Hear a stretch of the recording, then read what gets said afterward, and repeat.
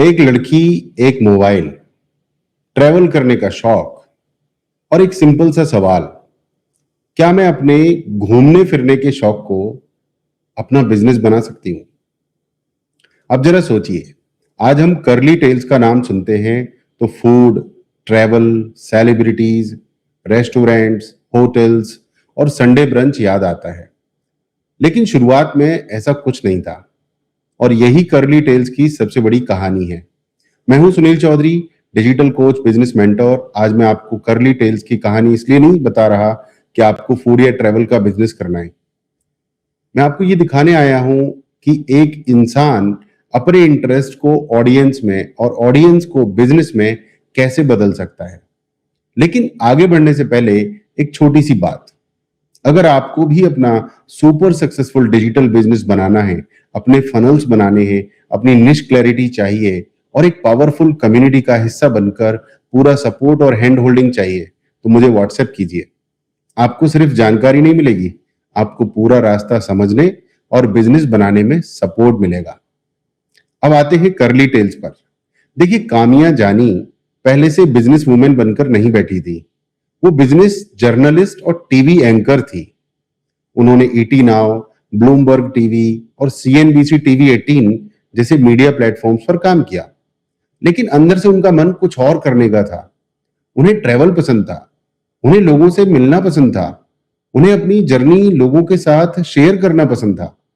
और 2016 में उन्होंने अपनी कंफर्टेबल मीडिया जॉब छोड़कर कर्ली टेल्स शुरू किया। आप कितने कंफर्टेबल हैं अपनी जॉब छोड़ने में? अब यहां पहली सीख है, पैशन सबके पास होता है, लेकिन पैशन को बिजनेस बनाने की हिम्मत सबके पास नहीं होती। कई लोग बोलेंगे मुझे भी ट्रैवल पसंद है, मुझे भी खाना पसंद है, मुझे भी लोगों से मिलना पसंद है। अरे भाई, तो पसंद करने से बिजनेस थोड़ी बनता है। बिजनेस तब बनता है जब आपकी पसंद किसी दूसरे आदमी के लिए यूजफुल बन जाए। यही कर्ली टेल्स ने किया। उन्होंने सिर्फ ये नहीं कहा मैं घूम रही हूं, उन्होंने कहा मैं आपको बताती हूं कि कहां जाना है, क्या खाना है, क्या देखना है और क्या एक्सपीरियंस करना है। बस यहां खेल बदल गया। एक पर्सनल पैशन एक डिस्कवरी प्लेटफॉर्म बन गया। और फिर आया दूसरा बड़ा फैसला। कामिया ने हर चीज को कंटेंट में बदलना शुरू किया। Restaurant content, street food content, hotel content, travel content, celebrity content, experience content. यानी जो चीज उन्हें करनी थी उसी को उन्होंने मीडिया असेट, डिजिटल असेट बना दिया।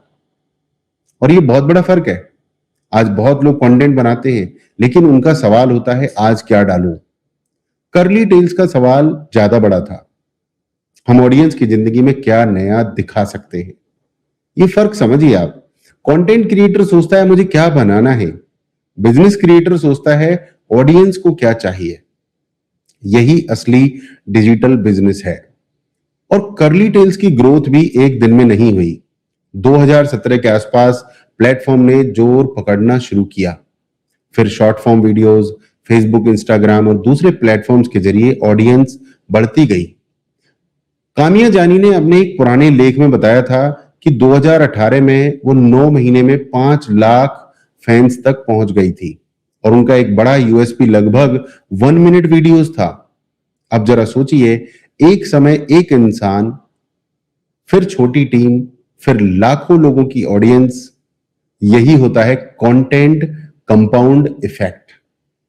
पहला वीडियो शायद कोई नहीं देखता है, दूसरा थोड़ा देखता है, तीसरा थोड़ा ज्यादा, फिर कोई वीडियो चल जाता है, फिर लोग नाम याद रखने लगते हैं, फिर लोग ट्रस्ट करने लगते हैं और फिर ऑडियंस आपकी सबसे बड़ी प्रॉपर्टी बन जाती है। और यहां कामिया जानी ने एक और कमाल किया। उन्होंने सिर्फ ऑडियंस नहीं बनाई, उन्होंने ऑथोरिटी बनाई। अगर कोई आदमी बोले भाई मुंबई में अच्छा रेस्टोरेंट कौन सा है, आप गूगल कर सकते हैं, इंस्टाग्राम देख सकते हैं। लेकिन अगर कोई प्लेटफॉर्म लगातार फूड और ट्रैवल की अच्छी रिकमेंडेशंस देता रहे तो धीरे धीरे लोग उसे याद रखने लगते हैं। इवन गूगल और एआई भी उसके ऊपर ज्यादा ट्रस्ट करते हैं। यानी कंटेंट ने अटेंशन दिया, कंसिस्टेंसी ने ट्रस्ट दिया, ट्रस्ट ने अथॉरिटी दी और अथॉरिटी बिजनेस में बदल गई। अब यहां आता है असली पैसा, क्योंकि केवल व्यूज से बड़ा बिजनेस नहीं बनता है। ऑडियंस के बाद आता है monetization. Monetization Curly Tales brands के लिए ब्रांडेड वीडियोस, आर्टिकल्स और सोशल मीडिया कैंपेन्स जैसे कंटेंट सॉल्यूशंस देता है। मतलब रेस्टोरेंट को अपना प्रमोशन चाहिए, कर्ली टेल्स के पास ऑडियंस है। होटल को लोगों तक पहुंचना है, कर्ली टेल्स के पास ऑडियंस है। टूरिज्म ब्रांड को डेस्टिनेशन दिखाना है, कर्ली टेल्स के पास ऑडियंस है। फूड ब्रांड को अपनी कहानी बतानी है, फिर वही चीज, कर्ली टेल्स के पास ऑडियंस है। Audience, trust, content. Audience, trust, content, ये तीनों मिला दो तो बनता है कमर्शियल वैल्यू। और यही वो जगह है जहां बहुत सारे क्रिएटर्स गलती कर देते हैं।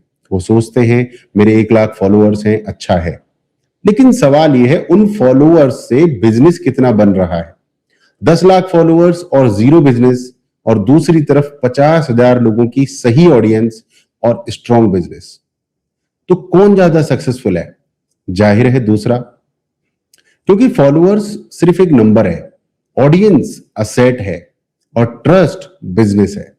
अब कर्ली टेल्स की एक और खास बात देखिए, उन्होंने सिर्फ आर्टिकल्स नहीं बनाए, उन्होंने वीडियो बनाया, सोशल मीडिया बनाया, वेबसाइट बनाई, ऐप बनाया, एक्सपीरियंसेस दिखाए, सेलिब्रिटीज के साथ शोज किए। आज उनका संडे ब्रंच भी बड़ा कंटेंट फॉर्मेट बन चुका है। 2026 में भी कामयाब जानी सेलिब्रिटी कन्वर्सेशंस के साथ इस फॉर्मेट को लीड कर रही हैं। यानी उन्होंने एक व्यक्ति के नाम से शुरू हुई कहानी को एक पूरा कंटेंट इकोसिस्टम बना दिया, और यही बड़ा बिजनेस बनाता है। एक प्लेटफॉर्म, एक ऑडियंस, कई कंटेंट फॉर्मेट्स, कई ब्रांड्स, कई रेवेन्यू अपॉर्चुनिटीज। अब थोड़ा पैसा वाला नंबर भी आप समझ लो। पब्लिक कंपनी डेटा सोर्सेस के अनुसार curly tales digital media private limited ने 2025 में करीब 26.36 करोड़ रेवेन्यू रिपोर्ट किया था, जो पिछले साल के मुकाबले लगभग 62% ज्यादा बताया गया, यानी 2026 के मुकाबले। लेकिन ध्यान रहे, रेवेन्यू का मतलब प्रॉफिट नहीं होता, और प्राइवेट कंपनी के नंबर्स को देखकर हवा में करोड़ों का सपना नहीं बेचना चाहिए। डेटा को डेटा की तरह ही देखिए। लेकिन इतना तो साफ है, जिस चीज को लोग कभी सिर्फ ट्रैवल ब्लॉगिंग समझते थे, वो एक प्रॉपर डिजिटल मीडिया बिजनेस बन चुकी है। और अब गुरुजी वाली सबसे जरूरी बात सुनिए, कर्ली टेल्स की असली सक्सेस ट्रैवल नहीं है, असली सक्सेस है निश।